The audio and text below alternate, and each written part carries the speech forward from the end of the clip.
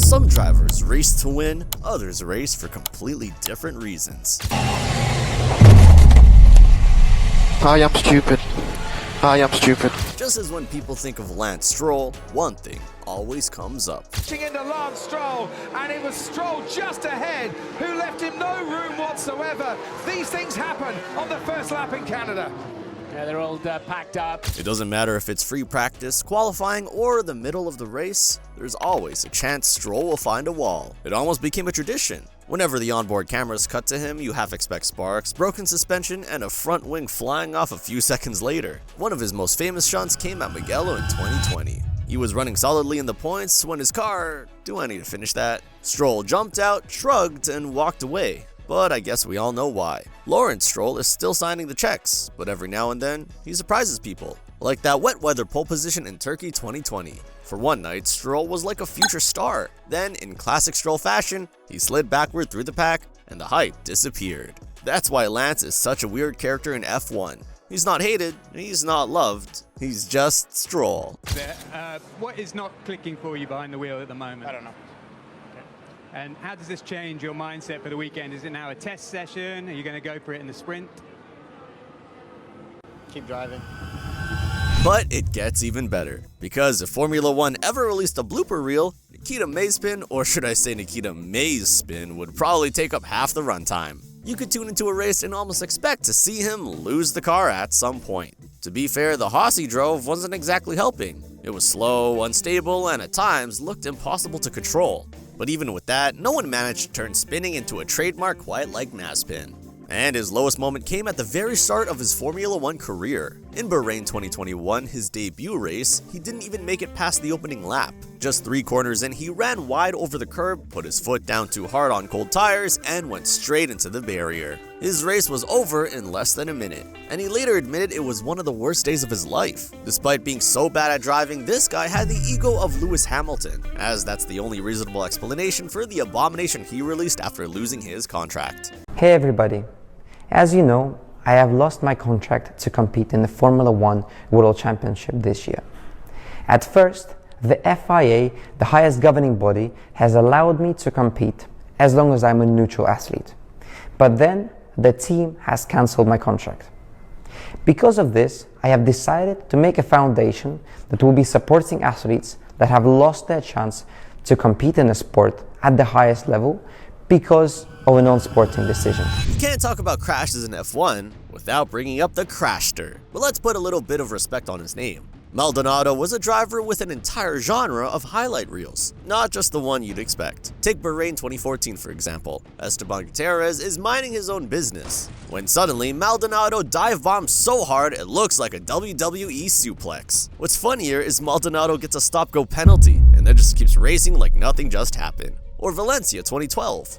This guy went wheel to wheel with Lewis Hamilton, he runs wide, rejoins like nothing happened, and immediately clatters into him. But the truth is, Maldonado wasn't slow. In fact, he pulled off one of the most shocking results of the decade in Spain 2012. He beat Fernando Alonso in front of Ferrari's home crowd fair and square, and that's what made him so unpredictable. One weekend he's lifting a winner's trophy, the next he's lifting half a front wing out of the gravel. But you didn't watch Maldonado for consistency anyways. When F1 moved on, Pastor took his talents to endurance racing, and in 2019 he even scored an LMP2 class win at the Daytona 24 Hours with Dragon Speed. I guess we could say the speed never left him, it just worked better in a place with so many concrete walls. If there was a driver who turned the opening lap into a demolition derby, it was Grosjean.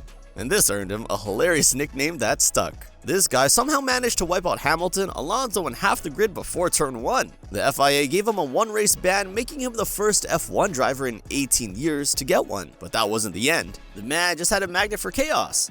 First lap nutcase again, Grosjean, and yeah, the rest of us are trying to fight for some decent results each weekend, but he's trying to get to the third corner as fast as he can at every race. Anyway, maybe he needs another holiday. In Baku 2018, behind the safety car, Grosjean inexplicably spun into the wall, weaving, and immediately blamed Marcus Ericsson over the radio. But it turns out he didn't. It was just Grosjean being Grosjean. And that's the thing. On his day, he actually had pace. Podiums with Lotus proved he could be fast, but the crashes always overshadowed it. Of course, his most infamous moment came much later in Bahrain 2020, when his Haas split in half and burst into flames. That one wasn't his fault, but it sure cemented the image. Grosjean and disaster were never far apart. Still, you can't fully hate the guy. He walked out of a fireball. Grosjean would go on to rebuild a career in IndyCar, but in F1, he'll always be remembered as the man who made Turn 1 a minefield. If Maldonado was chaos and Grosjean was clumsy, Kvyat was, well, a missile.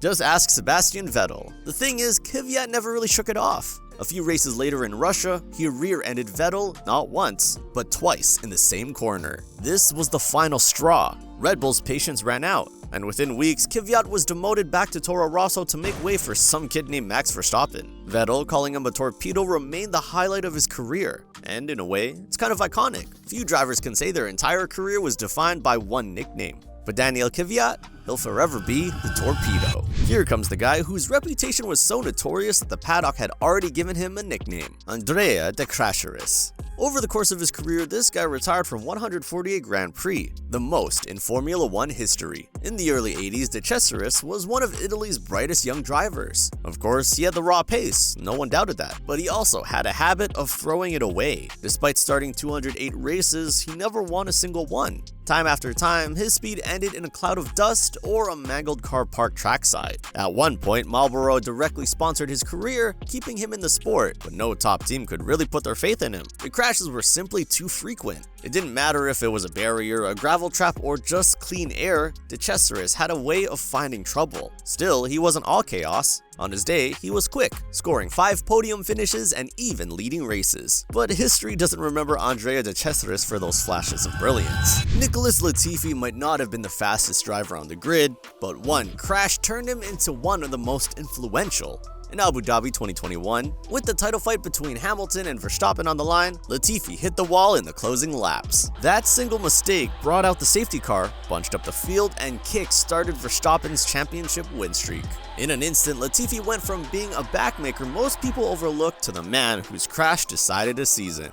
And that's the reason we all called him Gotifi. For that alone, Red Bull should have built him a statue, but maybe that's just me. But anyways, Latifi was well liked in the paddock. He never stirred drama, always handled criticism with humility, and accepted his role at the back. If Latifi's crash showed how one mistake could decide a championship, Perez's crashes in Monaco showed how one accident can change how people see a driver. Sergio Perez has always been hard to define. At his best, he can win from the back of the grid and pull off drives no one expects. At his worst, he struggles to get out of the pits. Monaco 2022 is the moment people remember most. In the final minutes of qualifying, Perez lost control and hit the barriers. The session was stopped, and the grid order stayed as it was. On the surface, it looked like a simple mistake, but the timing sparked speculation. Some question whether the crash was accidental or a clever way to preserve his position. The debate has lingered ever since, yet Perez's talent is undeniable. His defensive masterclass against Hamilton in Abu Dhabi 2021 earned Verstappen's praise over team radio. There is no one path to fame. And for Taki Inoue, his came from getting hit by a safety car. Not once, but twice. The first time was Monaco 1995. His car had broken down and was being towed back to the pits when the safety car had clipped him. And then it happened again at the Hungarian GP. Inoue wasn't a terrible driver, he just had the misfortune of living out the most ridiculous accidents in F1 history.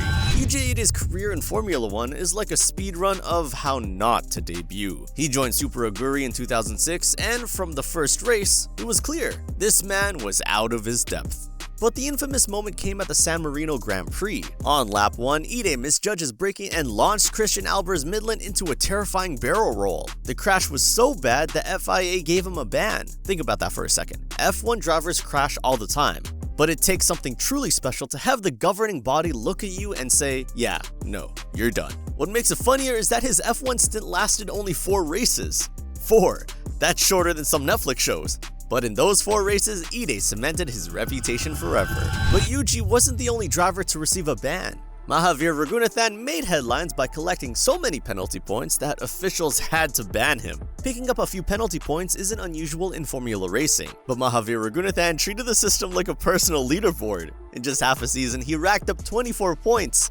For context, drivers face a race ban once they hit 12 points. His peak came at the 2019 French Grand Prix weekend, where he earned 9 penalty points in a single event. The infractions included overtaking under a virtual safety car, ignoring blue flags, and weaving dangerously on track. Accumulating 12 points triggered the rules, and Raghunathan was automatically banned from the following round at the Austrian Grand Prix. Antonio Giovinazzi didn't have the longest Formula One career, but he made sure people remembered his early days. In 2017, as a Ferrari junior, he was called up to replace Pascal Wehrlein at Sauber. It was a golden opportunity, but then came China. On Saturday in qualifying, Giovinazzi lost control coming out of the final corner and crashed heavily. That alone might have been chalked up to inexperience, but the next day, in the race itself, he crashed again. I mean, how do you crash twice in almost the same spot?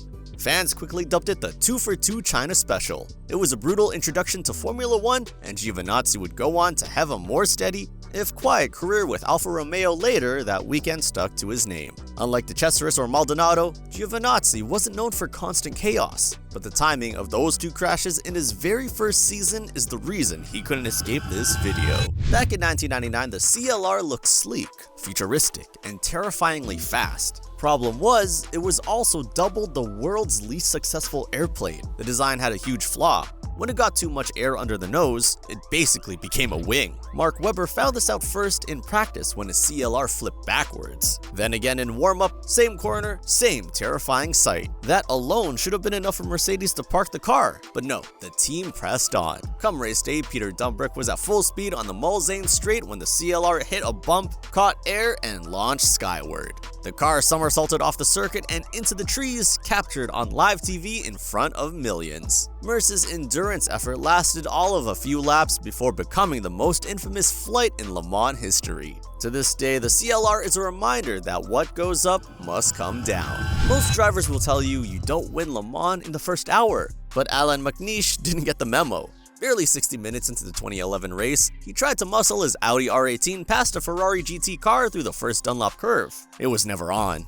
The Ferrari squeezed, McNish touched grass, and that was it. The Audi snapped sideways and slammed into the barriers at more than 170 miles per hour. Carbon fiber flew everywhere. Marshals scattered and photographers were left diving for cover. Somehow, unbelievably, McNish stepped out unharmed. And if you're interested in his story and his comeback, go ahead and click on the link on your screen. The R18 was built like a tank, but Audi's pride was badly dented. A car designed to survive 24 brutal hours had been destroyed in a move more suited to a 5-lap sprint. One of Audi's 3 bullets wasted before the race had even properly settled. Nakajima made his mark in Melbourne at the 2008 Australian Grand Prix in a really special way. He found a way to crash under the safety car. Yes, you heard that right. The cars were crawling behind the safety car, waiting for the race to restart. Everyone managed it safely. Everyone except Nakajima. He ran into the back of Robert Kubica's BMW Sauber, a rookie mistake in a situation that should have been completely calm.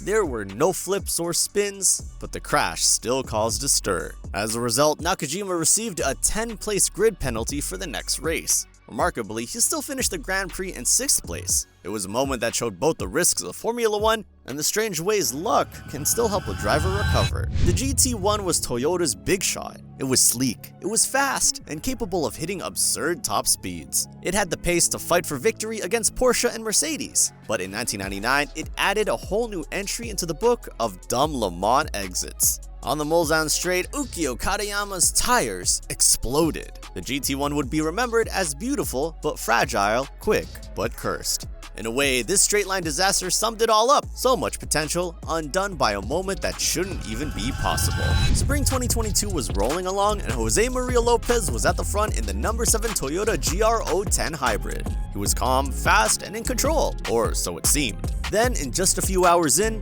things took a sudden turn.